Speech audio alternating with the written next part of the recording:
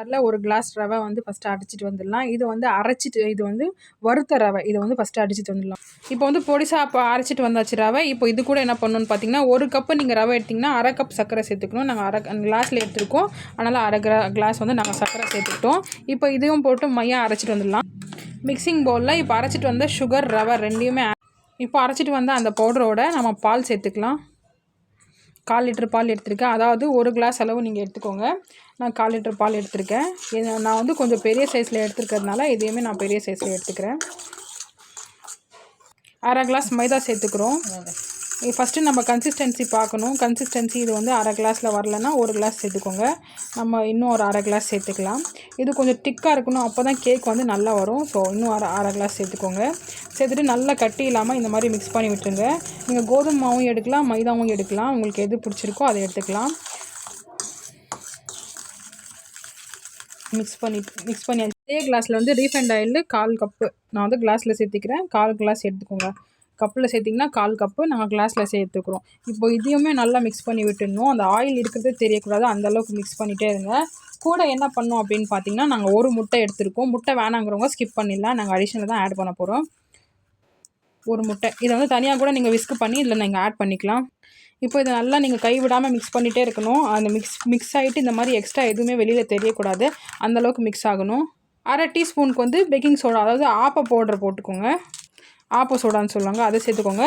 அது கூட வந்துட்டு அதே ஸ்பூனில் 1/2 ஸ்பூன் அளவு வந்து நாங்கள் ஈனோ சால்ட் ஆட் பண்ணுறோம். நாங்கள் ஈனோ சால்ட் எடுத்துருக்கோம் 1/2 ஸ்பூன் அளவுக்கு. இதை வந்து இதோட சேர்த்துக்கோங்க. எந்த ஸ்பூனில் எடுத்திங்களோ அதே ஸ்பூனில் தான் நீங்கள் மிக்ஸ் பண்ணணும், வேறு நீங்கள் மாற்றக்கூடாது. ஸோ அதே ஸ்பூனில் மிக்ஸ் பண்ணி எடுத்துக்கலாம். பாருங்கள், கலர் வந்து சேஞ்ச் ஆகும் அப்படியே உங்களுக்கு கரெக்டாக. ஸோ இப்போ இந்த ஆயிலு இது எல்லாமே உங்களுக்கு சேஞ்ச் ஆகிட்டு வரணும். இது உங்களால் கையில் மிக்ஸ் பண்ண முடியலன்னா அப்படி ஒரு மிக்ஸி ஜாரில் சேர்த்துட்டு அதிலே நீங்கள் அரைச்சிட்டு வந்துடலாம். நாங்கள் வந்து கையிலே மிக்ஸ் பண்ணிகிட்ருக்கோம். இதுவே பாருங்கள் நல்லா உப்பி அழகாக வருது. ஸோ கேக் பண்ணுறப்ப இன்னும் உப்பி சூப்பராக வரும். ஸோ கண்டிப்பாக ட்ரை பண்ணுங்கள். கலர் வேணுன்றவங்க ஃபுட் கலர் ஆட் பண்ணிக்கலாம். இது கூட வந்து நாங்கள் இந்த மாதிரி வெண்ணிலா எசன்ஸ் எடுத்துருக்கோம். வேணுங்கிறவங்க ஆட் பண்ணிக்கலாம், வேணாங்கிறவங்க ஸ்கிப் பண்ணிடலாம். அதே ஸ்பூனில் ஒரு 1/4 ஸ்பூன் சேர்த்திங்கன்னா போதும். நாங்கள் ஒரு 1/4 ஸ்பூன் ஆட் பண்ணிக்கிறோம். ரொம்ப அதிகமாக சேர்த்திங்கன்னா கூட அதோட ஸ்மெல் வந்து உங்களுக்கு பிடிக்காமல் போயிடும். ஸோ அதனால் 1/4 ஸ்பூன் சேர்த்துக்கோங்க. எங்களுக்கு ஃபுட் கலர் ரொம்பவே பிடிக்கும், அதனால் ஃபுட் கலர் வந்து ஒரு பெஞ்ச் ஆட் பண்ணியிருக்கோம். இப்போ இதை மிக்ஸ் பண்ணி பார்க்கலாம், கேக் வந்து என்ன கலரில் வருதுன்னு சொல்லி.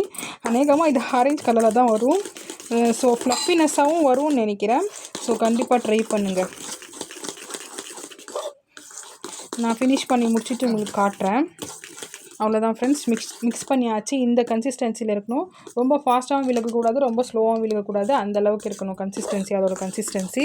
இப்போ நம்ம கேக் டின்னில் ஆல்ரெடி ஆயில் க்ரீஸ் பண்ணியிருக்கோம். இப்போ இதை பவுடர் போட்டு டேப் பண்ணி எடுத்துக்கலாம்.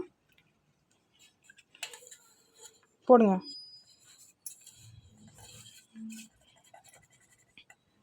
இப்போ இந்த மாதிரி மாவு போட்டுட்டு இந்த மாதிரி நீங்கள் வந்து சுற்றிட்டே வாங்க. எல்லா இடத்துலையும் மாவு ஸ்ப்ரெட் ஆகிட்டு வரணும். ஸோ தெரியவே கூடாது இது இருக்கிறது. ஆயில் ஃபுல்லாகவே தடவி நல்லா ஸ்ப்ரெட் ஆகிட்டு வரணும். இப்போது கேக் டின் அலுமினியம் டின் தான் எடுத்துருக்கேன். அதை நம்ம க்ரீஸ் பண்ணிட்டு வந்தாச்சு. இப்போ நம்ம மிக்ஸ் பண்ணி வச்சுருக்க மிக்சரை வந்து இதில் நம்ம சேர்த்துக்கலாம். கொஞ்சம் கேப் இருக்கிற மாதிரி இருக்கணும், அப்போ தான் அது உப்பி வந்து வர்றதுக்கு கரெக்டாக இருக்கும். ஸோ இப்போ இதை ஃபுல்லாகவே இதில் சேர்த்துக்கலாம். நம்ம கேக் டின்னை இப்படி டேப் பண்ணி எடுத்துட்டிங்கன்னா என்ன ஆகும்னு பார்த்தீங்கன்னா, அதில் இருக்க பபுள்ஸ் எல்லாமே செட் ஆயிரும். ஸோ அதனால் இதை வந்து நல்லா இப்படி டேப் பண்ணி எடுத்துக்கோங்க. இப்போ நெக்ஸ்ட்டு ப்ராசஸ் காட்டுறேன். வச்சுட்டு ஃபேனை வந்து ப்ரீ ஹீட் பண்ணலாம். 3 மினிட்ஸு ப்ரீ ஹீட் பண்ணிவிட்டு அதில் வந்து இந்த மாதிரி ஒரு குட்டி ஸ்டாண்ட் வச்சுக்கோங்க. நீங்கள் ரெடி பண்ணியிருக்க பேட்டர் வந்து அதில் வச்சுருங்க. வச்சுட்டு இப்போ ஒரு லிட்டு போட்டு இதில் க்ளோஸ் பண்ணி வச்சிடலாம். இப்போ நாங்கள் ஆப்பச்சட்டி போடுற அந்த இதே வந்து இதில் வச்சு சேர்த்து மூடி வச்சுட்டோம். இப்போ க்ளோஸ் பண்ணி வச்சிடலாம். 1 மணி நேரம் ஆகுது இது வந்து குக் ஆகிட்டு வரதுக்கு. ஸோ 1 மணி நேரம் நம்ம வந்து அடிக்கடி இந்த மாதிரி ஓப்பன் பண்ணி பார்க்கலாம். 1 மணி நேரத்துக்கு அப்புறம் இந்த மாதிரி செக் பண்ணி பாருங்கள். இந்த மாதிரி ஒட்டாமல் வரணும். நல்லா வந்து இது ரெடி ஆகிடுச்சு. ஸோ இப்போ சைடில் இருக்கிறது எல்லாமே நம்ம பிரித்து எடுத்துக்கலாம். இந்த மாதிரி ஒரு கத்தி வச்சு இந்த மாதிரி பிரித்து எடுத்துக்கோங்க. எடுத்துட்டிங்கன்னா அந்த ஷேப் வந்து கரெக்டாக வரும். ஸோ அதனால் கண்டிப்பாக ட்ரை பண்ணுங்கள். ரொம்ப ரொம்ப ஈஸி, பிகினர்ஸும் ட்ரை பண்ணலாம். எங்களோட சேனலில் நிறைய குக்கிங் வீடியோஸ் இருக்குது, அதையும் வாட்ச் பண்ணுங்கள். ரொம்ப உங்களுக்கு யூஸ்ஃபுல்லாக இருக்கும். எந்த வித செலவும் இல்லாமல் ரொம்ப கம்மியான காசில் நம்ம வந்து சூப்பரான டேஸ்ட்டான கேக் வந்து ரெடி பண்ணி சாப்பிடலாம் வீட்லேயே. ட்ரை பண்ணுவாங்க, கண்டிப்பாக கமெண்ட் பண்ணுங்கள். ஸோ நாங்கள் ட்ரை பண்ணுறது நான் ஜென்யூனாக என்ன இருக்கோ அதை நான் உங்களுக்கு சொல்லிடுறேன். ஸோ டேஸ்ட் வைஸ் பார்த்தீங்கன்னா ரொம்ப சூப்பராக இருந்துச்சு. நாங்கள் சொல்கிற அளவுகள்லாம் கமெண்ட்டில் நாங்கள் டிஸ்கிரிப்ஷனில் வந்து பின் பண்ணியிருப்போம், இல்லை கமெண்ட்டில் பின் பண்ணியிருப்போம், செக் பண்ணிக்கோங்க. நம்மளோட சேனல் அம்மாச்சி குக்ஸில் வந்து நிறைய குக்கிங் வீடியோஸ் இருக்குது, அதையும் வாட்ச் பண்ணி சப்போர்ட் பண்ணுங்கள். ரொம்ப பஞ்சு மாதிரி நல்லா மெத்துன்னு இருந்துச்சு கேக்கு. சாப்பிட்டு பார்த்தோம், ரொம்ப டேஸ்ட்டாக இருந்துச்சு. ஸோ பாருங்கள் எவ்வளோ மெத்துன்னு இருக்கு. நான் கையிலும் காட்டுறேன் பாருங்கள். ரொம்ப டேஸ்ட்டாக இருக்கும். மெஷர்மெண்ட்ஸ் கம்மியான செலவில் நம்ம ஈஸியாக வந்து ஒரு சூப்பரான கேக் வந்து வீடியோஸும் வாட்ச் பண்ணுங்கள். ரொம்ப நீங்களும் ட்ரை பண்ணி பாருங்க. இருக்கும். நம்மளோட அம்மாச்சி குக்ஸில் வந்து நிறைய வீடியோஸ் போஸ்ட் பண்ணியிருக்காங்க. இனிமேல் கண்டினியூவாக போஸ்ட் பண்ணி ட்ரை பண்ணுறோம். கமெண்ட் பண்ணுங்க. சப்போர்ட் பண்ணிங்கன்னா டெக்கரேஷன்லாம் எதுவுமே பண்ணல, நாங்கள் அவ்வளோதான் இந்த மாதிரி தான் நாங்கள் பண்ணி பார்த்துருக்கோம். ஸோ ட்ரை பண்ணுங்க. ரொம்ப அல்டிமேட்டாக இருக்குது. கிறிஸ்மஸ் டைமில் நம்ம வீட்டிலே செஞ்சு சாப்பிட்ற மாதிரி கம்மி செலவில் நம்ம செஞ்சு சாப்பிட்ற மாதிரி அந்த கிரேவிங்ஸ் இருக்கிறவங்க இந்த கேக்கு கண்டிப்பாக ட்ரை பண்ணலாம். தேங்க்ஸ் ஃபார் வாட்சிங்.